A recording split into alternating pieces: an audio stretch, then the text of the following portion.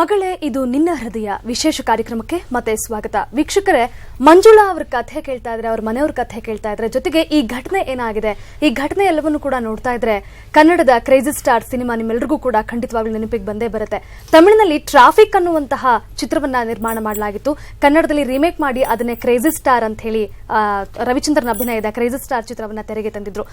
ನಿಜ ಜೀವನದಲ್ಲಿ ಆಗಿರುವಂತಹ ಕಥೆಗಳನ್ನ ಆಧಾರವಾಗಿಟ್ಕೊಂಡು ಚಿತ್ರಗಳನ್ನ ತಯಾರು ಮಾಡ್ತಾರೆ. ಆದ್ರೆ ಚಿತ್ರದಲ್ಲಿ ತಯಾರು ಮಾಡಿದಂತಹ ಚಿತ್ರದಲ್ಲಿ ಏನು ಘಟನಾವಳಿಗಳನ್ನ ಚಲನಚಿತ್ರದಲ್ಲಿ ತಗೊಂಡಿದ್ದಾರೆ, ಆ ಘಟನೆಗಳು ನಿಜ ಜೀವನದಲ್ಲಿ ಸಂಭವಿಸುವಂಥದ್ದು ತುಂಬಾನೇ ಅಪರೂಪ ಅಂತಾನೆ ಹೇಳ್ಬೋದು.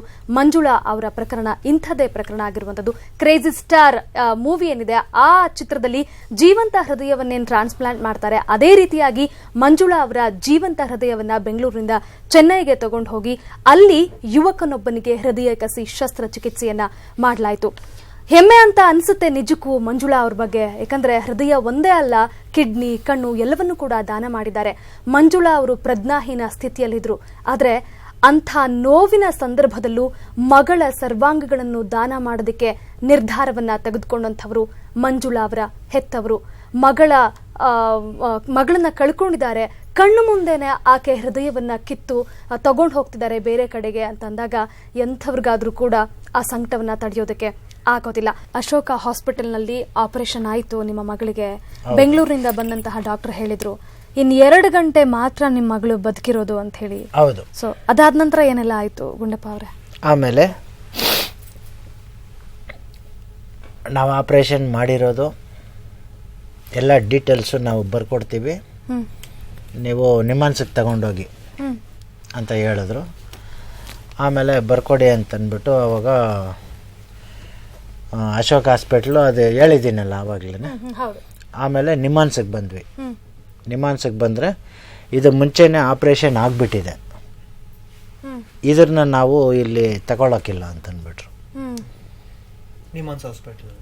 ನಿಮ್ಮಾನ್ಸ್ನಲ್ಲಿ ಎತ್ಕೊಂಡಿಲ್ಲ, ನಾವು ಆಂಬುಲೆನ್ಸ್ನಲ್ಲಿ ಹಾಕ್ಕೊಂಡ್ಬಂದ್ವಿ ಹೊಸೂರಿಂದ, ಇಲ್ಲಿ ಆಗೋಕ್ಕಿಲ್ಲ ಅಂತ ಹೇಳಿದ್ರು. ಆಮೇಲೆ ಯಾರೋ ಒಬ್ಬರು ಹೇಳಿದ್ರು, ಈ ಥರ BGS ಆಸ್ಪತ್ರೆಗೆ ಹೋಗಿ ಅಂತಂದ್ಬಿಟ್ಟು. ನಾವು ಹಂಗೆ BGS ಆಸ್ಪತ್ರೆಗೆ ಹೋದ್ವಿ. ಆವಾಗ ಹೋಗಿ ಅಲ್ಲೇ ಅಡ್ಮಿಟ್ ಮಾಡಿದ್ವಿ. 1000 ರೂಪಾಯಿ ಕೊಟ್ಟು ಅಡ್ವಾನ್ಸು ಅಡ್ಮಿಷನ್ ಮಾಡಿದ್ವಿ. ₹1 ದುಡ್ಡಿರ್ಲಿಲ್ಲ ನಿಮಗೆ? ಏನೂ ಇಲ್ಲ, ನಮ್ಮ ಹತ್ರ ದುಡ್ಡೇ ಇಲ್ಲಮ್ಮ. ಇಲ್ಲೇ ಅವ್ರ ಹತ್ರ ಅವ್ರ ಹತ್ರ ನಾವು ಕಲೆಕ್ಟ್ ಮಾಡಿಕೊಟ್ಟಿದ್ದೆ. ಬೆಳಗ್ಗೆನೂ ಮಿಕ್ಕಿದ ದುಡ್ಡು ಕೊಡಬೇಕಲ್ಲ, 75,000 ಅವ್ರ ಹತ್ರ ತಂದಿರೋದೆ. ಆ ಸಾಲುಗಳೆಲ್ಲ ಇವಾಗ ನಮ್ಮೇಲೇ ಇದೆ. ಅದೆಲ್ಲನೂ ನಮ್ಮ ದೊಡ್ಡಳಿಯ ಇನ್ನೊಬ್ಬ ರಘು ಅಂತಿದ್ದಾನೆ, ಅವನೇ ಎಲ್ಲ ಯಾರ್ಯಾರ ಹತ್ರನೂ ಈಸಿ ತಂದು ಮಾಡಿದ್ದಾನೆ. ಇನ್ನೂ ನನಗೆ ಆ ಲೆಕ್ಕ ಏನು ಹೇಳಿಲ್ಲ. ಇನ್ನು ನಮಗೆ ಕಾರ್ಯ ಮಾಡೋದು ಶುಕ್ರವಾರ ಮಾಡ್ತೀವಿ, ನಮ್ಮ ದಿವಸ ಅಂತ ಹೇಳ್ತೀವಿ, ಅದನ್ನು ಶುಕ್ರವಾರ ಮಾಡಬೇಕು. ಆಮೇಲೆ ಏನಾದರೂ ಅವರು ಇಷ್ಟಾಗಿದೆ ಮಾಮ ಹಂಗೆ ಹಿಂಗೆ. ಎಷ್ಟು ಖರ್ಚಾಗಿದೆ, ಏನು ಎತ್ತ ಏನೂ ಗೊತ್ತಿಲ್ಲ ನಿಮಗೆ? ಇನ್ನು ನನಗೇನೂ ಗೊತ್ತಿಲ್ಲಮ್ಮ. BGS ಆಸ್ಪತ್ರೆಯಲ್ಲಿ ಎಷ್ಟು ದಿನ ಇದ್ರು ನಿಮ್ಮ ಮಗಳು? BGS ಆಸ್ಪತ್ರೆಯಲ್ಲಿ ಒಂದು ಭಾನುವಾರ ನೈಟ್ ಇದ್ದಿದ್ದು, ಮತ್ತೆ ಇನ್ನೊಂದು ನೈಟ್ ಇದ್ವಿ. ಭಾನುವಾರ ಸೋಮವಾರ ನೈಟು ಇದ್ವಿ. ಆ ಸೋಮವಾರ ನೈಟು ಇರಬೇಕಾದ್ರೆ ನಮಗೆ ಇವರು ಡಾಕ್ಟರ್ ಕುಮಾರ್ ಅಂತ ಇನ್ನೊಬ್ಬರು ಸರಳಾ ಮೇಡಮ್ ಅಂತ, ಅವರಿಬ್ಬರು ನಮ್ಮನ್ನು ಕರೆಸಿ, ನೋಡಪ್ಪ ನಿನ್ನ ಮಗಳು ಪರಿಸ್ಥಿತಿ ಈ ಥರ ಇದೆ, ಅಂದರೆ ಕಂಪ್ಲೀಟ್ ಬ್ರೈನ್ ಡೆಡ್ ಆಗಿಬಿಟ್ಟಿದೆ ಅಂತ. ಬ್ರೈನ್ ಡೆಡ್ ಆಗಿದೆ ಅಂತಂದ್ಬಿಟ್ಟು ನಮಗೆ ಈ ಥರ ಹೇಳಿದ್ರು. ಇದಕ್ಕೆ ಏನು ಮಾಡ್ತೀರಾ? ಈಗ ಆಕ್ಸಿಜನ್ ಕೊಟ್ಟು ನಾವು ಅದನ್ನು ಉಳಿಸ್ಕೊಂಡಿದ್ದೀವಿ. ಈ ಆಕ್ಸಿಜನ್ ಎಲ್ಲ ನಾವು ತೆಗೆದುಬಿಟ್ರೆ ಪ್ರಾಣ ಹೊರಟೋಗುತ್ತೆ. ಆ ಬಾಡಿನ ನಾನು ನೋಡಬೇಕು ಅಂತಂದೆ. ಆಮೇಲೆ ಕರ್ಕೊಂಡೋದ್ರು ನನಗೆ. ಹೋಗಿ ಒಳಗಡೆ ನೋಡಿದೆ, ಎಲ್ಲ ಮಿಷಿನರಿಗಳಿದೆ, ಎಲ್ಲ ಮಿಷಿನರಿಗಳು ನೋಡಿಬಿಟ್ಟು ಬಂದೆ. ಫಸ್ಟ್ ನಾನು ಕೇಳಿದೆ, ಅವರು ಈ ಥರ ಹೇಳಿದ್ರು ನಾನು ಫಸ್ಟ್ ಅಲ್ಲಿ ಹೋಗಿ ನೋಡಬೇಕು ಅಂತ ಹೇಳಿದೆ. ಒಬ್ಬರೇ ಹೋದ್ರಿ? ನಾನು ಒಬ್ಬನೇ ಹೋದೆ. ನಮ್ಮ ಅಶೋಕ್ ಹಾಸ್ಪಿಟಲ್ನಲ್ಲಿ ಸ್ಥಿತಿಗೂ ಇಲ್ಲಿ ಸ್ಥಿತಿಗೂ ಯಾವ ರೀತಿ ಇದೆ, ಇದನ್ನು ನೋಡಬೇಕು ಕಣ್ಣಿಂದ, ನಾನು ಪರಿಸ್ಥಿತಿ ಹೆಂಗಿದೆ ಅಂತಂದ್ಬಿಟ್ಟು ಸೇಮ್ ಅಶೋಕ ಇದರಲ್ಲಿ ಹೆಂಗಿತ್ತು ಹಾಸ್ಪಿಟಲ್ನಲ್ಲಿ ಅದೇ ಥರನೇ ಇತ್ತು. ಬಟ್ BGS ಹಾಸ್ಪಿಟಲ್ಗೆ ಹೋಗೋಕೆ ಮುಂಚೆ ನಿಮಗೆ ಮಗಳು ಎಲ್ಲೋ ಒಂದು ಕಡೆ ಬದುಕಬಹುದು ಅನ್ನೋದು ನಿಮ್ಮ ಮನಸ್ಸಿಗೆ ಇತ್ತ ಏನಾದರೂ ಅನ್ನೋದು ಇತ್ತು. ಅಂದರೆ ಇಲ್ಲೇ ನಮಗೆ ಡಾಕ್ಟ್ರ್ ಹೇಳ್ಬಿಟ್ರಲ್ಲ, ಬೆಂಗಳೂರಿಂದ ಬಂದ ಅಪೋಲೋ ಡಾಕ್ಟ್ರೇ ಹೇಳ್ಬಿಟ್ರು 1 ಅವರ್ ಇಲ್ಲ 2 ಅವರ್ ಉಳಿಯುತ್ತೆ, ಅದಕ್ಕೆ ಮೇಲೆ ಉಳಿಯಲ್ಲ ಅಂತ ಹೇಳ್ಬಿಟ್ಟು. ಓಕೆ ಗುಂಡಪ್ಪ ಅವರೇ, ಸಾಕಷ್ಟು ಜನ ನಿಮ್ಮ ಸಹಾಯಸ್ಥಕ್ಕೆ ಬರ್ತಾ ಇದ್ದಾರೆ. ನಿಮಗೆ ಮೊಮ್ಮಕ್ಕಳನ್ನ ಏನು ನೀವು ಕನಸು ಕಟ್ಕೊಂಡಿದ್ದೀರೋ ಒಂದು ಒಳ್ಳೆಯ ವಿದ್ಯಾಭ್ಯಾಸವನ್ನು ಕೊಡಬೇಕು ಅನ್ನೋ ನಿಟ್ಟಿನಲ್ಲಿ ಸಾಕಷ್ಟು ಜನ ಕಾಲ್ ಮಾಡ್ತಾ ಇದ್ದಾರೆ. ನೀವು ಹೇಳ್ತಾ ಇದ್ರಿ BGS ಗ್ಲೋಬಲ್ ಹಾಸ್ಪಿಟಲ್ಗೆ ಹೋದ್ವಿ ನಾವು, ಅಲ್ಲಿ ಕೊನೆಯ ಕ್ಷಣದಲ್ಲೂ ಕೂಡ ನಾನು ಹೋಗಿ ನೋಡ್ಕೊಂಡ್ಬಂದೆ ಮಗಳ ಪರಿಸ್ಥಿತಿಯನ್ನು. ಆದರೂ ಕೂಡ ನಮಗೆ ಮಗಳನ್ನ ಉಳಿಸ್ಕೊಳ್ಳೋದಕ್ಕೆ ಸಾಧ್ಯ ಆಗಲಿಲ್ಲ. ಈ ಹಾರ್ಟನ್ನು ಕೊಡಬೇಕು ಅನ್ನೋ ಮನಸ್ಥಿತಿ ನಿಮ್ಮಲ್ಲಿ ಮೊದಲೇ ಇತ್ತ ಅಥವಾ ನಿಮಗೆ ಡಾಕ್ಟರ್ ಹೇಳಿದ್ರು? ನನಗೆ ಅದೆಲ್ಲ ಗೊತ್ತಿಲ್ಲ ಸರ್. ಅದೇ ನಮ್ಮ ಡಾಕ್ಟರ್ ಹೇಳಿದ್ರು, ಸರಳಾ ಮೇಡಮ್ ಕುಮಾರ್ ಅಂತ BGS ಆಸ್ಪತ್ರೆಯಲ್ಲಿ ಕುಮಾರ್ ಅಂತಿದ್ದಾರೆ, ಸರಳಾ ಮೇಡಮ್ ಅಂತಿದ್ದಾರೆ, ಅವರಿಬ್ಬರು ಬಂದು ನಮಗೆ ಕರೆದು ಈ ಥರ ಕೇಳಿದ್ರು, ನೋಡಪ್ಪ ಈ ಥರ ನಿಮ್ಮ ಮಗುಗೆ ಈ ಥರ ಬ್ರೈನ್ ಡೆತ್ ಆಗಿದೆ, ಈಗ ಈ ಆಕ್ಸಿಜನ್ ಕೊಟ್ಟು ಅದನ್ನು ಕರೆಂಟ್ ಇದರಲ್ಲಿ ನಾವು ಮಡ್ಕೊಂಡಿದ್ದೀವಿ, ಅದನ್ನು ಬಿಚ್ಚಿಬಿಟ್ರೆ ಪ್ರಾಣ ಉಸಿರು ಹೊಂಟೋಗ್ಬಿಡುತ್ತೆ, ಇದರಲ್ಲಿ ಇಟ್ಕೊಂಡಿರೋದು ಇವಾಗ ನಿಮ್ಮದು, ಈಗ ನಾವು ಬಾಡಿ ಕೊಟ್ಬಿಡ್ತೀವಿ ತಗೊಂಡೋಗಿ ನೀವು ಮಣ್ಣಲ್ಲಿ ಹಾಕ್ತೀರಾ, ಅದು ಏನು ಯಾರಿಗೂ ಯೂಸ್ ಇಲ್ಲ ಅಂತಂದರು. ನಾನು ಯೋಚನೆ ಮಾಡಿಬಿಟ್ಟು ನಮ್ಮ ಅಳಿಯಂದ್ರನ್ನ ಒಂದು ಮಾತು ಕೇಳಬೇಕು ಅಂತ ಕೇಳಿದೆ. ಆಯಿತು ಕರ್ಕೊಂಬನ್ನಿ ಅವ್ರನ್ನೂ ಅಂತಂದರು. ಅಳಿಯಂದರು ನಾವು ಹೋಗಿ ಅವ್ರ ಹತ್ರ ಮಾತಾಡಿದ್ವಿ. ನಮ್ಮ ಅಳಿಯಂದರು ಸಾಕಿ ಸಲುವಿರೋದು ನೀವು, ದೊಡ್ಡವ್ರು ಮಾಡಿರೋದು ನೀವು ಹೆಂಗೆ ಹೇಳಿದ್ರೆ ಹಂಗೆ ಅಂತ ನಮ್ಮ ಅಳಿಯಂದರು ನನಗೆ ಹೇಳಿದ್ರು. ಆಮೇಲೆ ಅದಕ್ಕೆ ನಾನೇ ತಗೊಳ್ಳಿ ಸರ್, ನಿಮ್ಗೆ ಏನ್ ಬೇಕೋ ತಗೊಳ್ಳಿ. ಓಕೆ ಗುಂಡಪ್ಪ ಅವರೇ, ನಿಮ್ ಜೊತೆ ಮತ್ತಷ್ಟು ಮಾತಾಡ್ತೀನಿ. ಈಗ ಮಾಜಿ ಸ್ಪೀಕರ್ ರಮೇಶ್ ಗೌಡ್ರು ನಮ್ಮ ಜೊತೆ ರಮೇಶ್ ಕುಮಾರ್ ಅವರು ನಮ್ಮ ಜೊತೆ ದೂರವಾಣಿ ಸಂಪರ್ಕದಲ್ಲಿದ್ದಾರೆ. ನಮಸ್ಕಾರ ರಮೇಶ್ ಕುಮಾರ್ ಅವರು. ಅಮ್ಮ ನಮಸ್ಕಾರ.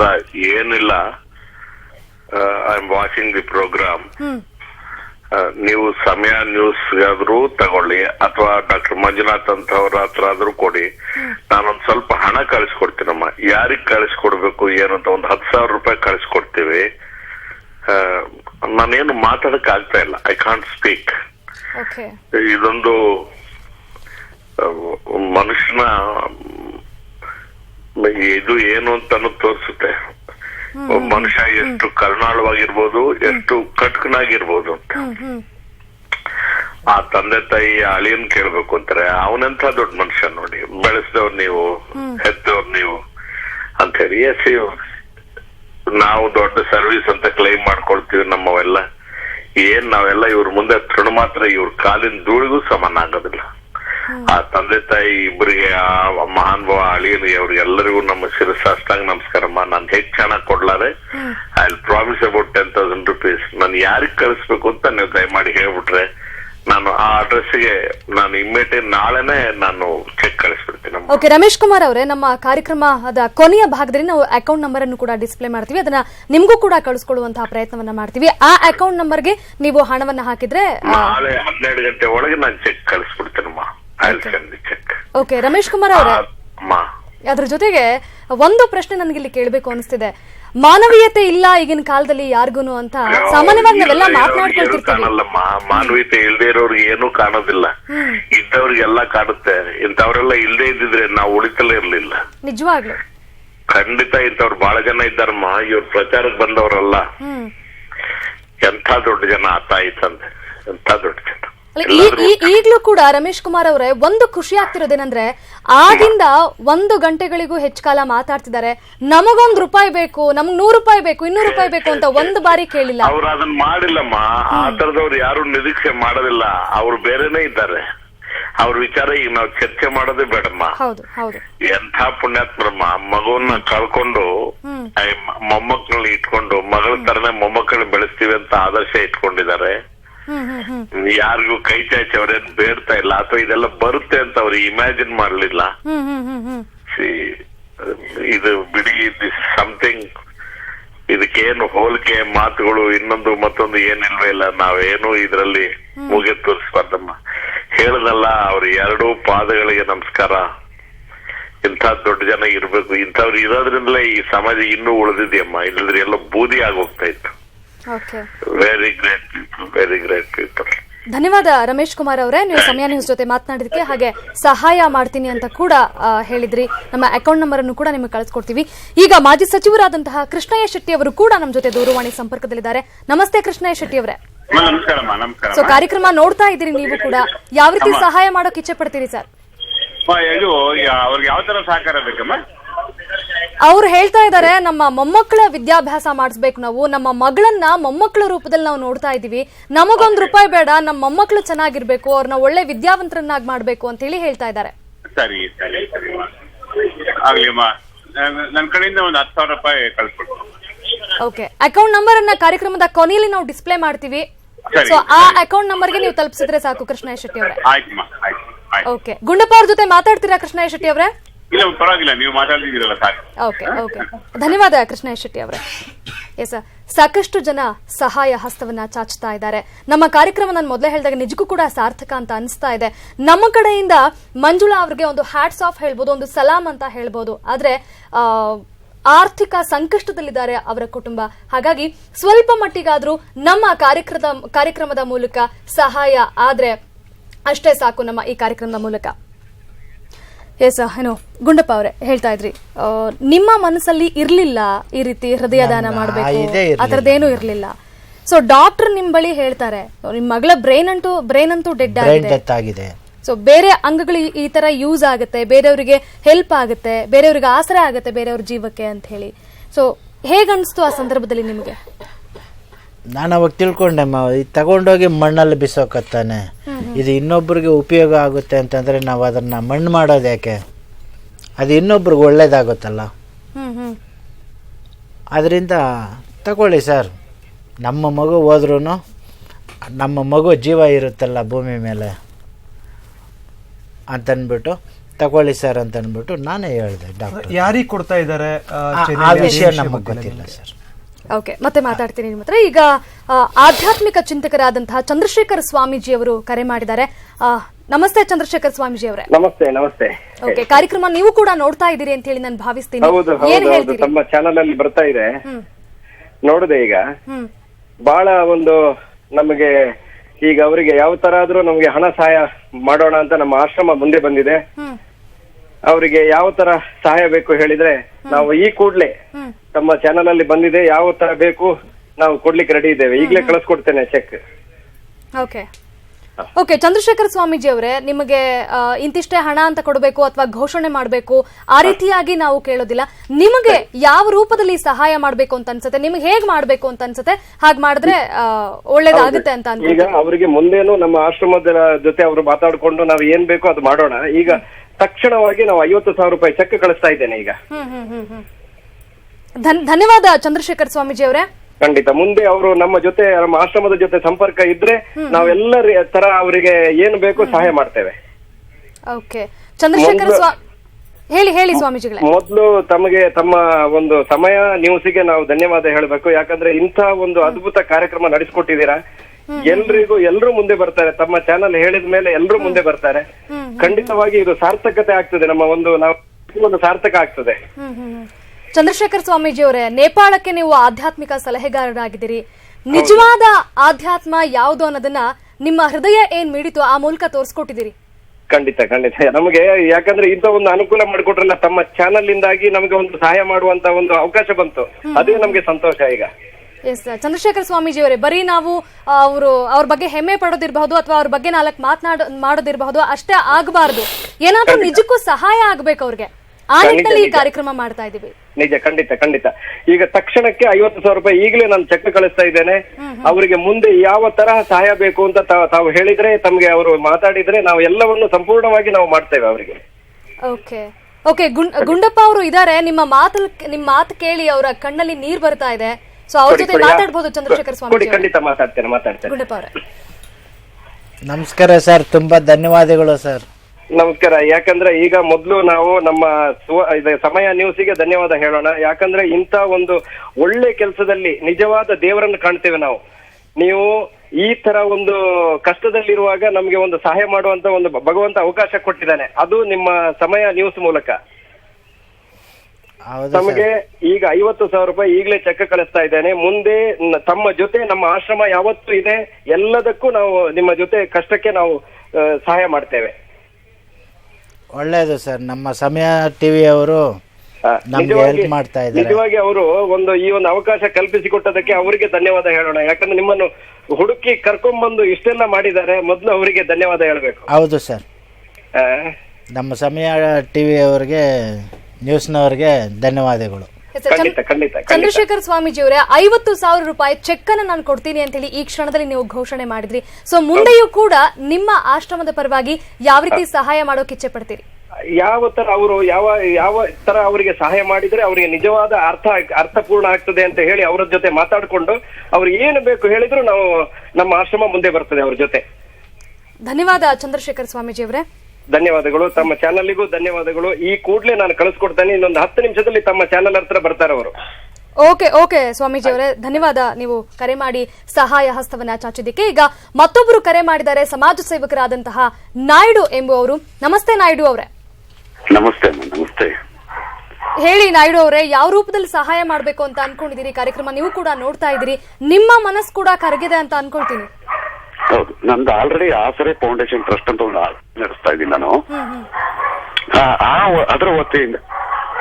ಅದರ ವತಿಯಿಂದ ಈ ಮಗುಗೆ ಏನ್ ಅದ್ರ ವಿದ್ಯಾಭ್ಯಾಸದ ಖರ್ಚಿದೆ ಅದನ್ನ ನಾನು ಅಡಾಪ್ಟ್ ಮಾಡ್ಕೊಳ್ಳಿಕ್ಕೆ ರೆಡಿ ಇದ್ದೀನಿ ನಮ್ಮ ಕಂಪನಿ ವತಿಯಿಂದ. ಇದ್ರ ಖರ್ಚು ಎಷ್ಟೇ ಬಂದ್ರು ನನ್ನ ಕಂಪನಿ ಟಾಪ್ ಸೆಕ್ಯೂರಿಟಿ ಸರ್ವಿಸ್ ವತಿಯಿಂದ ಈ ಮಗು ಆಗಂತ ಖರ್ಚನ್ನ ನಾನು ಭರಿಸ್ಲಿಕ್ಕೆ ರೆಡಿ ಇದ್ದೀನಿ. ಅಂದ್ರೆ ಆಕೆ ಎಲ್ಲಿ ತನಕ ಓದ್ಬೇಕು ಅಂತ ಅನ್ಕೊಳ್ತಾಳೆ, ಏನ್ ವಿದ್ಯಾಭ್ಯಾಸ ಮಾಡ್ಬೇಕು ಅನ್ಕೊಳ್ತಾಳೆ, ಅಷ್ಟನ್ನು ಕೂಡ ಆ ವೆಚ್ಚವನ್ನ ಭರಿಸೋದಕ್ಕೆ ನೀವು ಸಿದ್ಧರಿದ್ದೀರಿ? ಹೌದು. ಇದು ಧನ್ಯವಾದ ನಾಯ್ಡು ಅವರೇ. ಎಸ್, ಸಾಕಷ್ಟು ಜನ ಗಣ್ಯರು ಕೂಡ ಕರೆ ಮಾಡ್ತಾ ಇದ್ದಾರೆ ಕಾರ್ಯಕ್ರಮವನ್ನ ವೀಕ್ಷಣೆ ಮಾಡಿ. ಹಣವನ್ನು ಕೂಡ ಈಗಾಗಲೇ ಕೊಡ್ತೀವಿ, ಆರ್ಥಿಕ ಸಹಾಯವನ್ನ ಮಾಡ್ತೀವಿ ಅಂತ ಹೇಳಿ ಘೋಷಣೆಯನ್ನು ಕೂಡ ಮಾಡ್ತಾ ಇದ್ದಾರೆ. ರಮೇಶ್ ಕುಮಾರ್ ಅವರು ಕರೆ ಮಾಡಿದ್ರು, ಕೃಷ್ಣ ಶೆಟ್ಟಿ ಅವರು ಕರೆ ಮಾಡಿದ್ರು, ಚಂದ್ರಶೇಖರ ಸ್ವಾಮೀಜಿ ಅವರು 50,000 ರೂಪಾಯಿ ಚೆಕ್ ಅನ್ನು ನಾನು ಈ ಕ್ಷಣದಲ್ಲೇ ಕೊಡ್ತೀನಿ, ನಾನು ಎಲ್ಲ ಕಳಿಸ್ಬೇಕು ಹೇಳಿ ಅಲ್ಲಿಗೆ ನಾನು ಕಳಿಸ್ತೀನಿ ಅಂತ ಹೇಳಿ ಹೇಳಿದ್ರು. ನಾವು ಗುಂಡಪ್ಪ ಅವರ ಅಕೌಂಟ್ ನಂಬರ್ ಅನ್ನು ಕೂಡ ನಿಮಗೆ ಕೊಡುವಂತಹ ಪ್ರಯತ್ನವನ್ನ ಮಾಡ್ತೀವಿ. ಯಾರೆಲ್ಲ ಕಾರ್ಯಕ್ರಮವನ್ನ ನೋಡ್ತಾ ಇದ್ದೀರಿ, ನೀವು ಕೂಡ ಕರೆ ಮಾಡಬಹುದು. ನಿಮಗೆ ಯಾವ ರೂಪದಲ್ಲಿ ಸಹಾಯ ಮಾಡಬೇಕು ಅಂತ ಅನ್ಸುತ್ತೆ ಅದನ್ನ ಖಂಡಿತವಾಗ್ಲೂ ಮಾಡಬಹುದು. ಯಾಕಂದ್ರೆ ನಾನು ಆಗ್ಲೇ ಹೇಳಿದೆ, ಗುಂಡಪ್ಪ ಹಾಗೆ ಮದನಗಿರಿಯಮ್ಮ ಏನಿದ್ದಾರೆ, ಮಂಜುಳಾ ಅವರ ಅಪ್ಪ ಅಮ್ಮ ನಮ್ಮ ಮೊಮ್ಮಕ್ಕಳಿಗೆ ಏನಾದ್ರೂ ಒಳ್ಳೇದಾಗಬೇಕು ಅಂತ ಹೇಳಿ ಬಯಸ್ತಾ ಇದ್ದಾರೆ. ಇನ್ನು ನಟ ಶ್ರೀನಾಥ್ ಅವರು ಕೂಡ ಕರೆ ಮಾಡಿದ್ದಾರೆ. ನಮಸ್ತೆ ಶ್ರೀನಾಥ್ ಅವರೇ, ಹೇಳಿ. ನಮಸ್ಕಾರಮ್ಮ. ನಮಸ್ತೆ ಶ್ರೀನಾಥ್ ಅವರೇ, ಹೇಳಿ. ನಾನು ಗುಂಡಪ್ಪನವ್ರಿಗೆ ಹೇಳಬೇಕಾಗಿರೋದು ಒಂದೇ ಮಾತು. ನೀವು ಇರುವಂತಹ ಈ ಸಮಯದಲ್ಲಿ ಬದುಕುವಂತ ಅವಕಾಶ ನಮಗೂ ಸಿಕ್ಕಿದೆಯಲ್ಲ, ಅದೇ ನಮ್ಮ ಪುಣ್ಯ.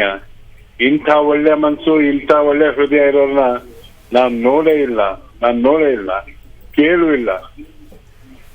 ದೇವರು ನಿಮ್ಮ ರೂಪದಲ್ಲಿ ಬಂದಿದ ಅನ್ಕಂತ ಯಾರ್ದೋ ಒಂದು ಇದನ್ನು ಉಪಯೋಗಿಸೋದಕ್ಕೆ.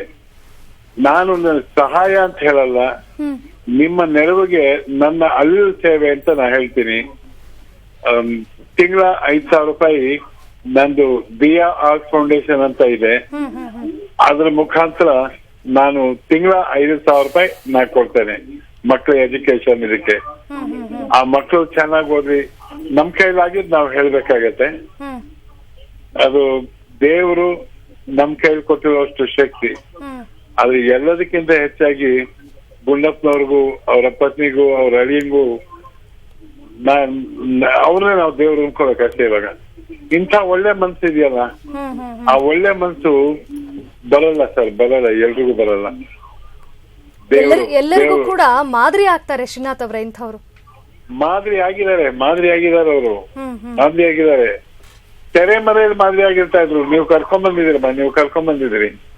ನಾವು ಅದನ್ನ ಅವತ್ತು ನೋಡ್ದಾಗ್ಲೇನೆ ಹೃದಯ ಯಾರು ಕೊಟ್ರು, ಚೆನ್ನಾಗಿ ಹೋಗ್ತಾ ಇದೆ, ಯಾರು ಅಂತಿದ್ದು. ಆದ್ರೆ ಇವತ್ತು ಆ ದೇವ್ರನ್ನ ಇವತ್ತು ನಾವು ನೋಡಿದ್ದೀವಿ. ನಾನು ಅವರ ಆಶೀರ್ವಾದ ಬೇಡ್ತೀನಿ, ಅವ್ರ ಇದಕ್ಕೆ ಹೇಳ್ತೀನಿ. ನನ್ ಕೈಲಿ ಆಗಿದ್ದು ತಿಂಗಳ 5,000 ರೂಪಾಯಿ ನಾನು ದಿಯಾ ಆರ್ಟ್ ಫೌಂಡೇಶನ್ ಇಂದ ಅವ್ರಿಗೆ ಕೊಡ್ತೇನೆ. ನಾನು ಅವರು ಸ್ವೀಕರಿಸ್ಬೇಕು, ಅದನ್ನ ಸ್ವೀಕರಿಸ್ಬೇಕು. ಗುಂಡಪ್ಪ ಅವ್ರೆ, ಏನ್ ಹೇಳ್ತೀರಿ? ನಮ್ಗೆ ಮಾತಾಡಿ ಶ್ರೀನಾಥ್ ಅವ್ರ ಜೊತೆ. ನಮಸ್ಕಾರ ಸ್ವಾಮಿ. ಗುಂಡಪ್ಪರೇ, ನಮಸ್ಕಾರ ಅಂದ್ಬಿಡಿ. ಆಶೀರ್ವಾದ ಮಾಡ್ಬೇಕು ನೀವು. ದೇವರು ಒಳ್ಳೇದು ಮಾಡಲಿ ಸರ್ ನಿಮಗೆ. ನೀವು ನೀವು ನೀವು ಚೆನ್ನಾಗಿರಿಪ್ಪ, ಚೆನ್ನಾಗಿರಿಪ್ಪ. ಆಯ್ತು ಸರ್, ದೇವರು ನಿಮ್ಮನ್ನ ಚೆನ್ನಾಗಿಟ್ಟಿರ್ಲಿ ಸರ್, ನೀವು ಆರೋಗ್ಯವಾಗಿರ್ಲಿ ಸರ್. ನಾವು ದೇವ್ರನ್ನ ಬೇಡ್ಕೊಂತೀವಿ ಸರ್. ನಿಮ್ಮ ಮಾತು ಸಿಕ್ತಲ್ಲ, ಆರೋಗ್ಯವಾಗಿ ಇರ್ತೀನಿ. ಥ್ಯಾಂಕ್ ಯು ಪಾ. ಒಳ್ಳೇದು ಒಳ್ಳೇದು ಸರ್. ಎಸ್, ಧನ್ಯವಾದ ಶ್ರೀನಾಥ್ ಅವರೇ. ಕಾರ್ಯಕ್ರಮವನ್ನ ನೋಡ್ತಾ ಇರೋ ಎಲ್ಲರಿಗೂ ಕೂಡ ಹೃದಯ ತುಂಬಿ ಬರ್ತಾ ಇದೆ. ಎಲ್ಲರೂ ಕೂಡ ಕರೆ ಮಾಡ್ತಾ ಇದ್ದಾರೆ, ನಾವು ಸಹಾಯ ಮಾಡ್ತೀವಿ ಅಂತ ಹೇಳಿ ಹೇಳ್ತಿದ್ದಾರೆ. ಈಗ ಮತ್ತೊಬ್ರು ಕರೆ ಮಾಡಿದ್ದಾರೆ, ನಟರಾಜ್ ಅಂತ ಹೇಳಿ, ಸಂಚಾರಿ ಪೊಲೀಸರವರು. ನಮಸ್ತೆ ನಟರಾಜ್ ಅವರೇ. ನಮಸ್ಕಾರ ಮೇಡಮ್. ನಮಸ್ಕಾರ. ಹೇಳಿ ನಟರಾಜ್ ಅವರೇ. ಆಕ್ಚುಲಿ ನಾವು ಸಂಚಾರಿ ಕೌಶಲ್ಯವಾಣಿ ಪತ್ರಿಕೆಯಿಂದ ಸಂಚಾರಿ ಕೌಶಲ್ಯವಾಣಿ ಅಂದ್ರೆ ಅಪಘಾತರಿಗೆ ಮಕ್ಕಳಿಗೆ ಮಾಡ್ತಾ ಇದ್ದೀನಿ. ನಿನ್ನೆ ಗುಡ್ಡಪ್ಪ ಅವ್ರ ಹತ್ರ ಮಾತಾಡಿದ್ದೀನಿ. ಇವತ್ತು ಈ ಕಾರ್ಯಕ್ರಮಕ್ಕೆ ಬರಕ್ಕೆ ನಿಮ್ಮ ಗ್ರಾಮ ಪಂಚಾಯತಿ ಅವರೇ ತುಂಬಾ ಕಾರಣ ಆಗಿದ್ದಾರೆ ಮೇಡಮ್.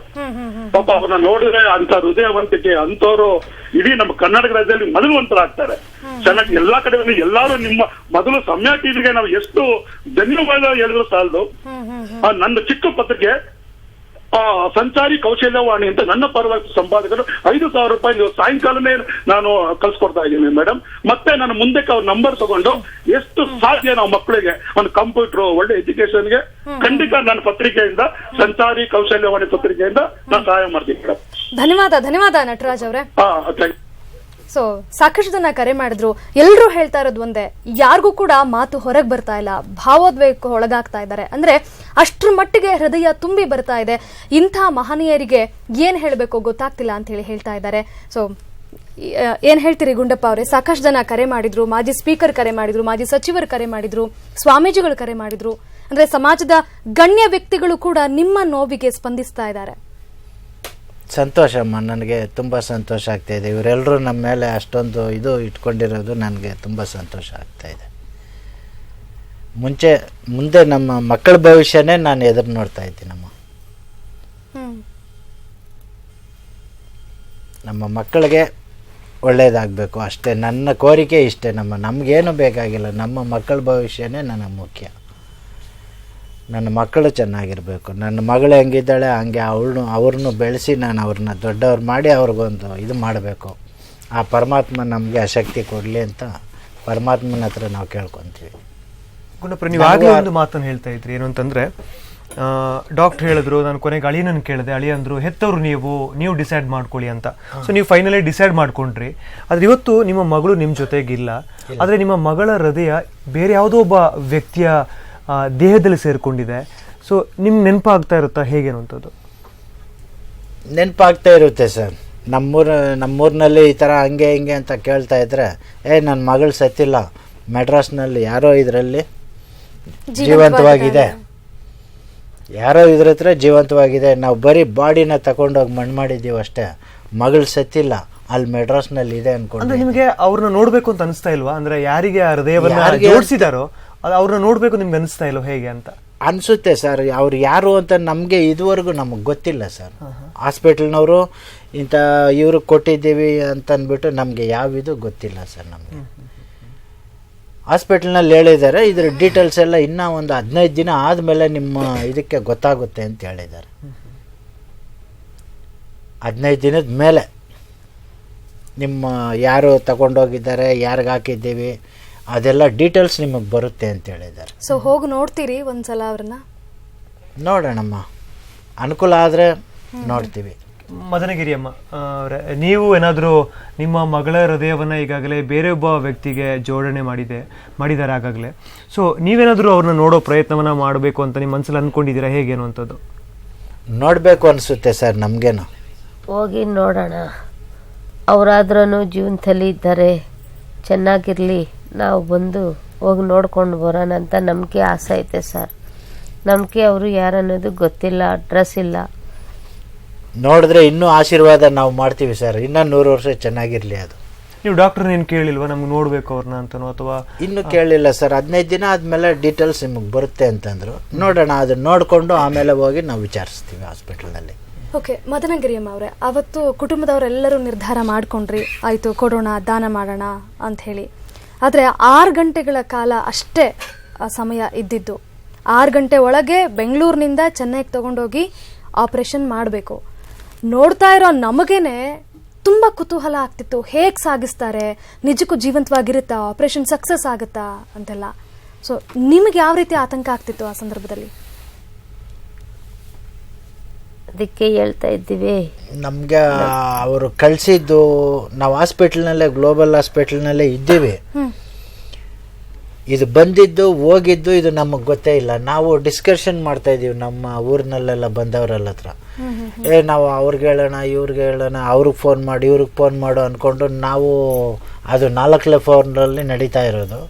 ನಾವು ಕೆಳಗಡೆ 2nd ಫ್ಲೋರ್ನಲ್ಲಿ ನಾವು ಹಿಂಗೆ ಕೂತ್ಕೊಂಡು ಮಾತಾಡಿಕೊಂಡು ಇದೇ ಥರ ಟೈಮ್ ಪಾಸ್ ಮಾಡ್ತಾಯಿದ್ವಿ. ಇವ್ರಿಗೆ ಫೋನ್ ಮಾಡಿಕೊಂಡು ನಮ್ಮ ಸ್ವಂತದವ್ರಿಗೆ ನಾಳೆ ಬಂದುಬಿಡಿ, ಸಾಯಂಕಾಲ ಬಂದುಬಿಡಿ ಅಂತ ಫೋನ್ಗಳು ಮಾಡ್ಕೊಂಡೇ ಇದ್ದೀವಿ. ಇಲ್ಲಿ ಒಳಗಡೆ ಇಷ್ಟು ನಡೆದಿದೆ ನಮಗೆ ಗೊತ್ತಿಲ್ಲ. ಆಂಬುಲೆನ್ಸ್ ಬಂದಿದ್ದು ಅದನ್ನ ಆರ್ಡ್ನ ಎತ್ಕೊಂಡು ಹೋಗಿದ್ದು ನೋಡ್ಲೇ ಇಲ್ಲ ಆ ಪೆಟ್ಟಿಗೆನ ನಾವು ನೋಡಲೇ ಇಲ್ಲ. ಓಕೆ, ನಿಮ್ಗೆ ಇನ್ಫಾರ್ಮ್ ಮಾಡಿದ್ರ ಹೋಗ್ಲಿ ನಾವು ರವಾನೆ ಮಾಡ್ತಿದೀವಿ ಈಗ ಅಂತ? ಅದು ಗೊತ್ತಿಲ್ಲ. ತಗೊಂತೀವಿ ಅಂತ ಅಂದ್ಬಿಟ್ಟು ಸೈನ್ ಹಾಕ್ಸ್ತೀವಿ, ಸೈನ್ ಹಾಕ್ಬಿಟ್ಟಿದ್ವಿ ಅಷ್ಟೇ ನಾವು ಮಾಡಿದ್ದು ಕೆಲಸ. ಮಿಕ್ಕಿದ್ದು ಆಮೇಲೆ ತಿರ್ಗಾ ನಮ್ಮನ್ನ ಏನಕ್ಕೂ ಕರೆದಿಲ್ಲ ಅವರು. ಇದು ತಗೊಂತೀವಿ ಅಂತ ಹೇಳಿದ್ರು, ನಾವು ಓಕೆ ತಗೊಳ್ಳಿ ಅಂತ ಹೇಳಿದ್ವಿ. ಆಮೇಲೆ ನಮ್ಮನ್ನ ಅವರು ಮಾತಾಡ್ಸಿದ್ರು. ನೀವು ನೋಡಿದ್ದೆ ಮತ್ತೆ ಟಿವಿಗಳಲ್ಲಿ ಮತ್ತೆ ಪತ್ರಿಕೆಗಳಲ್ಲೇ ನೋಡಿದ್ದು. ಆಮೇಲೆ ಗೊತ್ತಾಗಿತ್ತು. ಮೈನ್ ಆಗಿ ನಮ್ಮ ಅಡ್ರೆಸ್ಸೇ ಇಲ್ಲ ಸರ್. ಇಂಥವ್ರದ್ದು ಇಂಥ ಕಡೆ ಕಳಿಸ್ತಾ ಇದ್ದೀವಿ ಅನ್ನೋದೇ ಇಲ್ಲ. ದೊಡ್ಡದಾಗಿ BJS ಆಸ್ಪತ್ರೆಯಿಂದ ಮೆಡ್ರಾಸ್ಗೆ ಕಳಿಸ್ತಾ ಇದ್ದೀವಿ ಅನ್ನೋದೇ ಬಂದಿದೆ ಹೊರತು ಇಂಥವ್ರದ್ದು ಅಂತಂದ್ಬಿಟ್ಟು ಅಡ್ರೆಸ್ ಎಲ್ಲ ಇದೆ ಅವ್ರ ಹತ್ರ. ಅಡ್ರೆಸ್ ಕೊಟ್ಟಿಲ್ಲ ಅವರು, ಹಾಸ್ಪಿಟಲ್ನವರು ಅಡ್ರೆಸ್ ಕೊಟ್ಟಿಲ್ಲ. ಅಡ್ರೆಸ್ ತಗೊಂಡೇ ನಮ್ಮನ್ನು ಅಡ್ಮಿಷನ್ ಮಾಡ್ಕೊಂಡಿರೋದಲ್ಲಿ ನಮ್ಮ ಅಡ್ರೆಸ್ನ ತೋರಿಸಿಲ್ಲ. ಗ್ಲೋಬಲ್ ಆಸ್ಪತ್ರೆಯಿಂದ ಮೆಡ್ರಾಸ್ ಕಳಿಸಿದ್ದೀವಿ ಅಂತ ಹೇಳಿದ್ದಾರೆ ಹೊರತು ಇಂಥ ಊರಿನವ್ರದ್ದು ಅಂತಂದ್ಬಿಟ್ಟು. ನಿಮ್ಮ ಮಗಳಿಗೆ ಏನು ಆಸೆ ಇತ್ತು, ಏನು ಕನಸುಗಳನ್ನ ಕಟ್ಕೊಂಡಿದ್ರು ಆಕೆ? ಅವಳಿಗೆ ಏನೂ ಇಲ್ಲ ಸರ್, ನಮ್ಮ ತಂದೆ ತಾಯಿ ಚೆನ್ನಾಗಿ ನೋಡ್ಕೊತಾರೆ ಅನ್ನೋ ಒಂದು ಆಸೆನೇ ಇತ್ತು ಅವ್ರಿಗೆ. ನಾನು ಅವ್ರಿಗೆ ಏನು ಕೇಳಿದ್ರು ಇಲ್ಲ ಅಂತ ಹೇಳ್ತಾ ಇರಲಿಲ್ಲ. ಅಪ್ಪ ನನಗಿಂಥದ್ದು ಬೇಕು ಅಂತಂದರೆ ನಾನು ಸಾಲ ಮಾಡಿ ತಂದು ಕೊಡ್ತೀನಿ, ನಾನು ಕೇಳಿಬಿಟ್ಲಲ್ಲ ಅಂತಂದ್ಬಿಟ್ಟು ಅಷ್ಟೊಂದು ಆಸೆ ಇದ್ರ ಮೇಲೆ. ದೊಡ್ಡ ಮಗಳ ಮೇಲೆ ಸ್ವಲ್ಪ ನಿಮ್ ಜೊತೆ ಮತ್ತಷ್ಟು ಮಾತಾಡ್ತೀನಿ ಸರ್. ಈಗ ಖ್ಯಾತ ಗಾಯಕಿ BK ಸುಮಿತ್ರಾ ಕರೆ ಮಾಡಿದ್ದಾರೆ. ನಮಸ್ತೆ ಸುಮಿತ್ರಾ ಅವರೇ. ನಮಸ್ಕಾರ. ಸೊ ಎಲ್ಲರ ಮನ ಕಲಕೋ ಕಥೆ, ಸೊ ಇಡೀ ರಾಜ್ಯದ ಜನ ವೀಕ್ಷಿಸ್ತಾ ಇದ್ದಾರೆ, ನೀವು ಕೂಡ ಕಾರ್ಯಕ್ರಮ ನೋಡ್ತಾ ಇದ್ದೀರಿ. ನಿಜವಾಗ್ಲು ಇದೊಂಥರ ನಿಮಗೆ ಸಮಯ ಟಿವಿ ಅವ್ರಿಗೆ ನಾನು ಥ್ಯಾಂಕ್ಸ್ ಹೇಳ್ಬೇಕು ಮೊದಲನಾಗಿ. ಯಾಕೆಂದ್ರೆ ಜನಗಳಿಗೆ ತುಂಬಾ ಜನಕ್ಕೆ ಏನೇನ್ ನಡೀತು ಅಂತ ಗೊತ್ತಿರಲ್ಲ ಅಲ್ವಾ. ಹಾಗಾಗಿ ನಿಜವಾಗ್ಲೂ ಅವರು ತಂದೆ ತಾಯಿ ಬಹಳ ದೊಡ್ಡ ವ್ಯಕ್ತಿತ್ವ ಮನುಷ್ಯರು. ಹಾಗಾಗಿ ಅವರಿಗೆ ಮೊದಲು ನಾನು ಧನ್ಯವಾದಗಳನ್ನ ಅಥವಾ ನಮಸ್ಕಾರಗಳನ್ನ ಹೇಳ್ತೀನಿ. ನನ್ನ ಒಂದು ಚಿಕ್ಕ ಕಾಣಿಕೆ ಒಂದು 10,000 ರೂಪಾಯಿ ನಾನು ನಾಳೆ ಕಳಿಸ್ತಾ ಇದ್ದೀನಿ ಅವ್ರಿಗೆ. ಅದಕ್ಕೆ ನೀವು ಹೇಗಿದ್ರು ಹೇಳಿದ್ರಿ ಕೊನೆಗೆ ನಂಬರ್ ಹೇಳ್ತೀನಿ ಅಂತ ಹೇಳಿದ್ರೆ, ಅದಕ್ಕೆ ನಾನು ನಾಳೆ ಕಳಿಸ್ತೀನಿ ಮೇಡಮ್. ಅವ್ರಿಗೆ ಧನ್ಯವಾದಗಳನ್ನ ಹೇಳಿ ಧೈರ್ಯ ತಗೊಳ್ಳಿ. ಯಾಕಂದ್ರೆ ಮೊಮ್ಮಕ್ಳಿದಾರೆ, ಮೊಮ್ಮಕ್ಕಳಲ್ಲಿ ಮಗಳನ್ನ ನೋಡ್ಕೋಬೇಕು ಅವರು ಅಲ್ವಾ, ಇನ್ನೇನು ಮಾಡಕ್ಕಾಗಲ್ಲ. ಅದಕ್ಕೋಸ್ಕರ ಅವ್ರಿಗೆ ಚೆನ್ನಾಗಿ ವಿದ್ಯಾಭ್ಯಾಸ ಕೊಟ್ಟು ಅವ್ರ ಕಾಲ ಮೇಲೆ ಅವ್ರ ನಿಲ್ಲೋ ಮಾಡಿದ್ರೆ ಅದೇ ಅವರಿಗೆ ಒಂದು ಸಲ್ಲಿಸೋ ಆಕೆಗೆ ಮಂಜುಳಗೆ ಸಲ್ಲಿಸೋ ಒಂದು ಶ್ರದ್ಧಾಂಜಲಿ ಅಂತ ನನ್ನ ಇದ್ರಲ್ಲಿ ಅಂದ್ಕೊಂಡಿದ್ದೀನಿ ನಾನು. ಒಳ್ಳೇದಾಗ್ಲಿ ಮೇಡಮ್. ಓಕೆ, BK ಸುಮಿತ್ರಾ ಅವರೇ, ಮಂಜುಳಾ ಅವ್ರಿಗೆ ಶ್ರದ್ಧಾಂಜಲಿ ಸಲ್ಲಿಸುವಂತ ನಿಟ್ಟಿನಲ್ಲಿ, ಅವ್ರನ್ನ ನೆನಪು ಮಾಡ್ಕೊಳ್ಳುವಂತಹ ನಿಟ್ಟಿನಲ್ಲಿ ಯಾವ್ದಾದ್ರೂ ಒಂದೆರಡು ಸಾಲುಗಳನ್ನ ಹಾಡಬಹುದಾ? ಅದು ನಾವು ಇದೇ ಹೇಳ್ಬೋದಷ್ಟೇ. ನಿನ್ನೊಲುಮೆ ನಮಗಿರಲಿ ತಂದೆ, ಕೈ ಹಿಡಿದು ನೀ ನಡೆಸು ಮುಂದೆ. ಯಾಕೆಂದ್ರೆ ನಮ್ಮನ್ನೆಲ್ಲ ಕೈ ಹಿಡಿದು ನಡೆಸ್ಬೇಕು. ಅವ್ರಿಗೆ ತುಂಬಾ ಕಷ್ಟ ಆಗಿದೆ, ಕಷ್ಟ ಪಡ್ತಾ ಇದ್ದಾರೆ, ಮಾನಸಿಕವಾಗಿ ಕಷ್ಟ ಪಡ್ತಾ ಇದ್ದಾರೆ, ಆರ್ಥಿಕವಾಗಿ ಕಷ್ಟ ಪಡ್ತಾ ಇದ್ದಾರೆ. ಅವ್ರಿಗೊಂದು ಮನಸ್ಸಿಗೆ ಶಾಂತಿ ನೆಮ್ಮದಿ ಸಿಗ್ಲಿ ಅಂತ ನಾನು ಹಾರೈಸ್ತೀನಿ ಮೇಡಮ್. ಧನ್ಯವಾದ ಸುಮಿತ್ರಾ ಅವರೇ. ನಿಮ್ಮ ಮಾತುಗಳನ್ನ ಕೇಳಿ ಮಂಜುಳಾ ಅವರ ಅಪ್ಪ ಅಮ್ಮನಿಗೂ ಕೂಡ ಕಣ್ಣಲ್ಲಿ ನೀರು ತುಂಬಿ ಬರ್ತಾ ಇದೆ. ನನ್ಗೆ ತಡ್ಕೊಳಕ್ ಆಗ್ತಾ ಇಲ್ಲ, ಮಾತಾಡಕ್ ಆಗ್ತಾ ಇಲ್ಲ ಮೇಡಮ್. ಅದೇ ಅವ್ರಿಗೆ ಹೇಳ್ಬಿಡಿ. ನಿಮಗೆ ಧನ್ಯವಾದಗಳು. ನಿಮ್ಮ ಸಮಯ ನ್ಯೂಸ್ಗೆ ನನ್ನ ಹೃತ್ಪೂರ್ವಕವಾದ ಧನ್ಯವಾದಗಳನ್ನು ತಿಳಿಸ್ತಾ ಇದ್ದೀನಿ. Thank you so much Sumitra ಅವರೇ. ಮಾತನಾಡ್ತೀರಾ ಗುಂಡಪ್ಪ ಅವ್ರ ಜೊತೆ ಅಥವಾ ಮಂಜುಳಾ ಅವರ ಅಮ್ಮನ ಜೊತೆ? ಇಲ್ಲ.